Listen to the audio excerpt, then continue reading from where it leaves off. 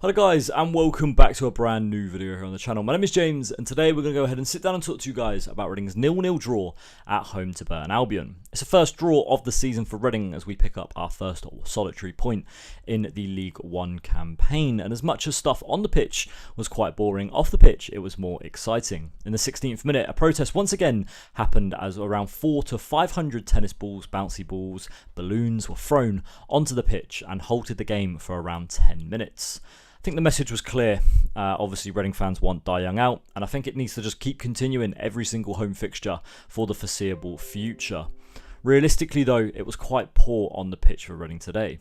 In terms of stats-wise, you'd think Reading played absolutely amazing. 20 shots, 64% possession, 7 on target, but it wasn't that way. I thought Reading really did lack a creative threat in this fixture today, and I thought going forward we were quite poor. Now, I noticed a trend, and I said this to my missus while watching the game as well, so that Femi Aziz is at the heart and centre of every single Reading attack. If Femi's on the left, Reading play that way. If he's on the right, Reading play through there. If he's up centre, Reading play through Aziz. And I think today that was the wrong option. I know Ruben Celis is a big fan of Femi, and he has got the potential to be a very good footballer, but at the moment, lacking in confidence, and, you know, he hasn't scored. He hasn't scored this season. I don't think Femi Aziz is the player we should be playing for. I think Ben Elliott should have been the option for Reading today. We had a lot of the ball, had a lot of possession, and Burton Albion was sitting back for the majority of the game.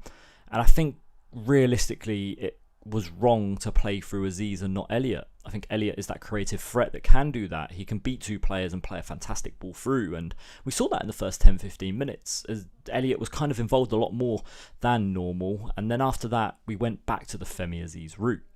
Now, in terms of a starting lineup for Reading today, we went ahead and saw David Burton starting in goal. Tyler Bindon moved over to the right back position today as Matty Carson came back into the side at left back. Tom McIntyre and Harley Dean completed the back four.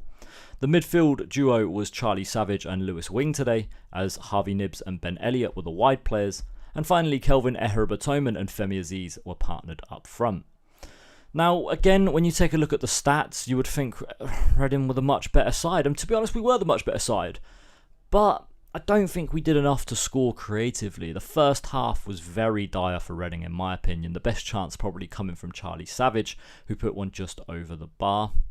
Again, second half, did it improve? Yes. Did Reading probably deserve to score? Yes. But I don't think we looked that great. Eher-Batoman today, I thought, reminded me very much of a Lucas Schwal type of player. I'm not saying that he's a lazy player, but I think the way he had the ball and the way he was dribbling and the way he just kept trying to beat like 4 or 5 men very much reminded me of Lucas Schwal today. He's got much more pace, don't get me wrong, and much, in my opinion, I think not a better footballer than Lucas Schwal, but technically maybe might be a bit better. I just don't think he had a good game today. Did Harvey Nibbs have a good game? I'm not sure. He does a lot of running. It's kind of the Harvey Nibbs fixture. I don't think Ben Elliott did very well either. And I think Reading realistically were just quite poor in general. Best player on the pitch for Reading today was probably Tyler Bindon, if I'm being completely honest. I thought he played quite well in the right back position.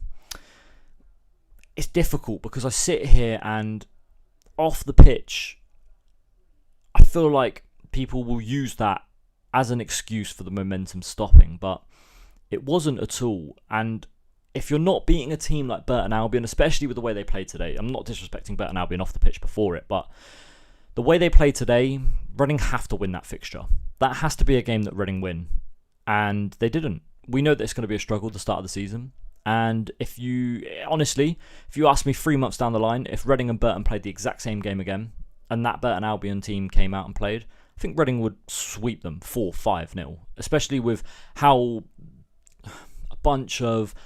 They're still strangers to each other, the Reading players. They haven't had that pre-season. The pre-season time is probably just about coming to an end now. Is there an excuse built in there? Yes. Should it be used today? No. I don't think the excuse should be used because I think they should have won this game. Eher-Batoman hit the post or the keeper saved it, and Aziz then got to the rebound, and again the keeper made a good save. Don Ballard should have really scored at the near post. A cross came in from Bindon. Flick came in.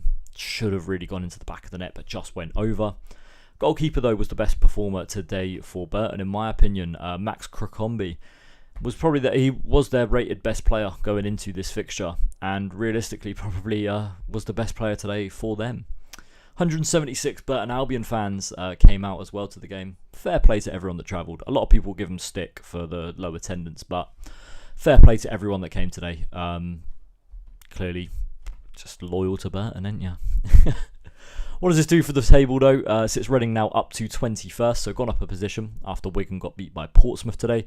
Burton obviously sit above us in 20th in 7 points, and it moves us on to the Northampton game as they went ahead and beat Exeter 2-0 today. They sit in 17th on 10 points.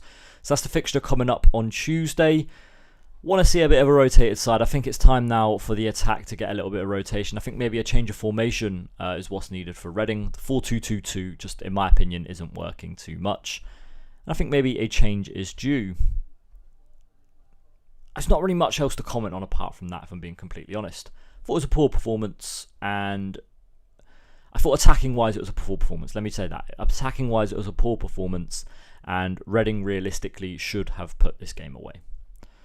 That's going to be it for this video though today, guys. Thank you very much for watching. We move on now to Northampton on Tuesday. Obviously we'll come out with a preview, and then we'll speak about the game as well. Thank you very much for watching, guys. My name's been James, and we'll see you all next time. Thanks for watching. Bye-bye.